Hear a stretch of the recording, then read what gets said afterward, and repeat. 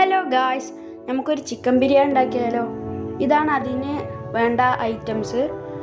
കഴുകി വെച്ച ചിക്കൻ നമുക്കൊന്ന് മാഗ്നേറ്റ് ചെയ്തെടുക്കാം. അതിനായി ഒരു പാത്രത്തിലേക്ക് 2 സ്പൂൺ മുളക് പൊടി, മഞ്ഞൾപ്പൊടി, ഉപ്പ്, പിന്നെ കുരുമുളക് പൊടി, പിന്നെ ഗരം മസാല ആഡ് ചെയ്ത് കൊടുക്കാം.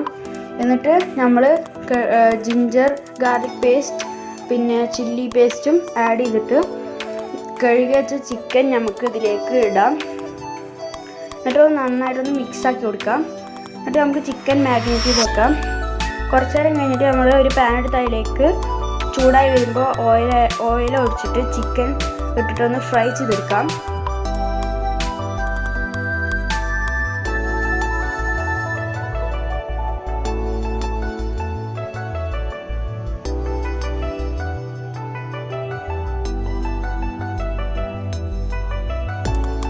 ഫ്രൈ ആയി വന്ന ചിക്കൻ നമുക്ക് ഒരു പാത്രത്തിലേക്ക് മാറ്റി കൊടുക്കാം.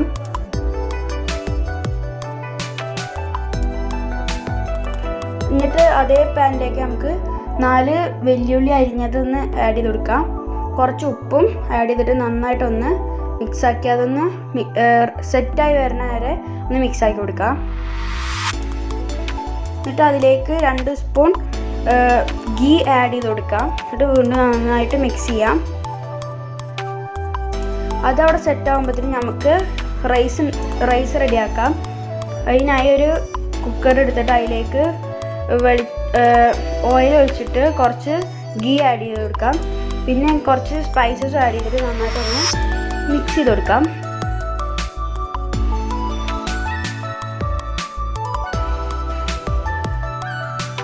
എന്നിട്ട് നമുക്ക് കുറച്ച് ചില്ലി പേസ്റ്റും ജിഞ്ചർ ഗാർലിക് പേസ്റ്റും ആഡ് ചെയ്ത് കൊടുക്കാം.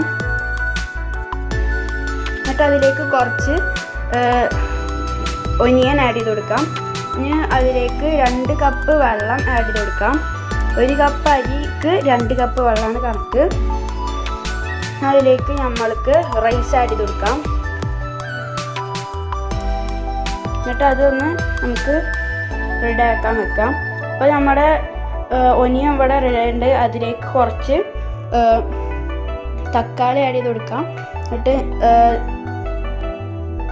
ഗ്രീൻ ചില്ലി പേസ്റ്റും ജിഞ്ചർ ഗാർലിക് പേസ്റ്റും ആഡ് ചെയ്ത് നന്നായിട്ടൊന്ന് മിക്സാക്കി കൊടുക്കാം.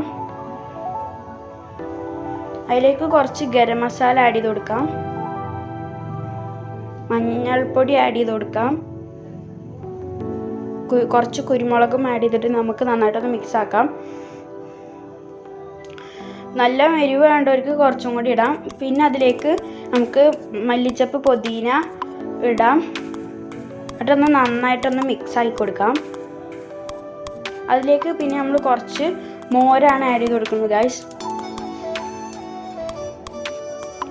പിന്നെ നേരത്തെ ഫ്രൈ ചെയ്ത ചിക്കൻ നമുക്ക് ഇതിലേക്ക് ഇട്ടിട്ട് നന്നായിട്ടൊന്ന് മിക്സാക്കി കൊടുക്കാം.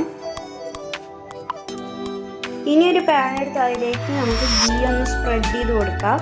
അത് വേവിച്ച് വെച്ച ചോറ് നമുക്ക് ഇതിൻ്റെ മേലെ കൂടെ ഇട്ട് കൊടുക്കാം. എന്നിട്ട് നമ്മുടെ നേരത്തെ റെഡിയാക്കിയ ചിക്കൻ്റെ ആ മസാല നമുക്ക് ഇതിൻ്റെ മേലെ കൂടെ ഒന്ന് സെറ്റാക്കാം.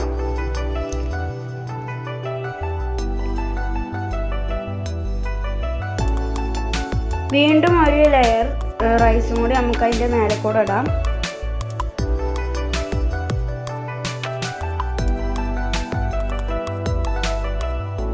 എന്നിട്ട് നമുക്ക് അതിൻ്റെ മേലെ കൂടെ കുറച്ചും കൂടി ഗീ ഒന്ന് ആഡ് ചെയ്ത് കൊടുത്തിട്ട് മല്ലിച്ചപ്പ് ഒന്ന് നമുക്ക് അതിൻ്റെ മേലെ കൂടെ ജസ്റ്റ് ഒന്ന് ഇടാം. എന്നിട്ട് വീണ്ടും നമുക്ക് ചിക്കൻ്റെ ആ മസാല ഇതിൻ്റെ മേലെ കൂടെ ഒന്നുകൂടിയും വെക്കാം.